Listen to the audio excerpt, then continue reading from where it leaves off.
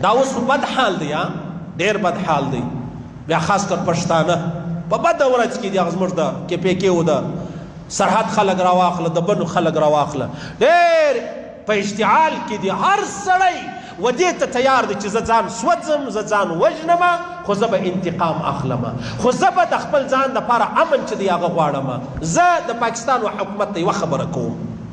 خبره دا ده د پاکستان د امن دپاره، د پاکستان د خوشحالۍ دپاره، په پاکستان کې د ولس د خوشحالۍ دپاره که د راو انور په شان زر کسان راوزړوي، پانسۍ یې کې، مړه یې کې، دا څه ډېره خبره نه ده.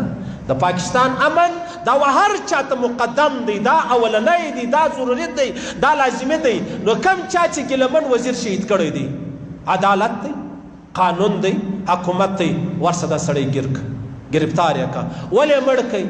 چا مړ کوي؟ پر څه شی مړ کوي؟ راسه د دې انتقام واخله. چې انتقام دې واخیستی دا اور به په خپله مړ سي. او که په دې وطن کې هسې د خلکو زامن وژل کېږي، هسې د خلکو د ګلان په شان زامن چې دي هغه نیستي کېږي، او بیا موږ دا وایو چې امن به راسي. نه زما په بیان امن راځي، نه د راویڼ د مرکز په بیان امن راځي، نه د مولانا په خبرو امن راځي، نه زما او دا بل او دا بل او دا بل په خبرو امن چې دی هغه راځي. حالانکه دا څومره غلط کار دی. الطاف حسین د پښتنو قاتل دی، په بار ملک ناست دی، هغه هم په دې خبره خوا بده کړه چې ولې دا ګیلمن چې دی هغه شهید سو یا مړ سولو، ولې ووژي؟ پر څه شی ووژي؟ زه د دې وطن اوسېدونکی یم پاکستانی. زه غواړم په دې وطن کې امن راشي، خوشحالي راشي، عدل راشي، انصاف راشي. او عدل و انصاف دا شان نه راځي. څوک دې وژل کېږي سړی دې نه معلومیږي، څوک دې وژل کېږي قاتل دې هغه نه معلوم وي. دا ولې؟ ګوره عدالت شته، د عدالت د لارې څه ټوله خبره به ښکاره شي.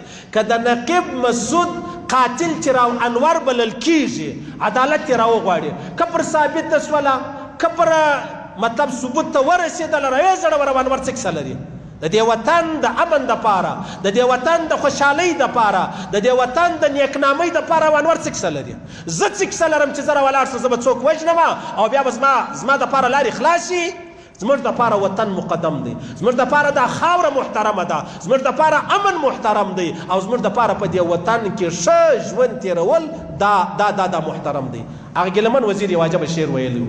هغه ویلې پېښور او که کابل دی دواړه دوه یاران دي، لکه دوې سترګې پر یو مخ د جانان دي. پېښور او که کابل دواړه یو یاران دي، دواړه دوه یاران دي، لکه دوې سترګې پر یو مخ د جانان دي. زه به د ګیلمن روح هغه سماپي واخلم، د ده شعر به زه سره یوه خوا او بله خوا ته کمه. زه به دا ووایم که اسلام آباد او کابل دواړه دوه یاران دي، اسلام آباد او کابل دواړه دوه یاران دي، که یو لمر دی بل سپوږمۍ د لوړ اسمان دي، که یو لمر دی بل سپوږمۍ د لوړ اسمان دي. لمر هغه مشر دی، سپوږمۍ هغه کشر دی. زه غواړم ګورئ زموږ د افغانستان سره 2.5 کیلومتره چیچ دی، 2.5 کیلومتره سرحد دی. څومره خبرو موږ سره یو د اور لګېدو والا سته، د مړه کېدو والا یې نسته. دا په مابینځ کې امن خبرې مجلسونه خرابېدو والا سته، جوړېدو والا یې نسته. ګیلمن څه وایي؟ ګیلمن وایي پېښور او که کابل دواړه دوه یاران دي، پېښور او کابل دواړه دوه یاران دي، لکه دوې سترګې پر یو مخ د جانان دي. زه دا وایم اسلام آباد او کابل دواړه دوه یاران دي، اسلام آباد او کابل دواړه دوه یاران دي، که یو لمر دی بل سپوږمۍ د لوړ اسمان دي، که یو لمر دی بل سپوږمۍ د لوړ اسمان دي. بس الله پاک دې زموږ په مابینځ کې روغه راولي، صلح راولي.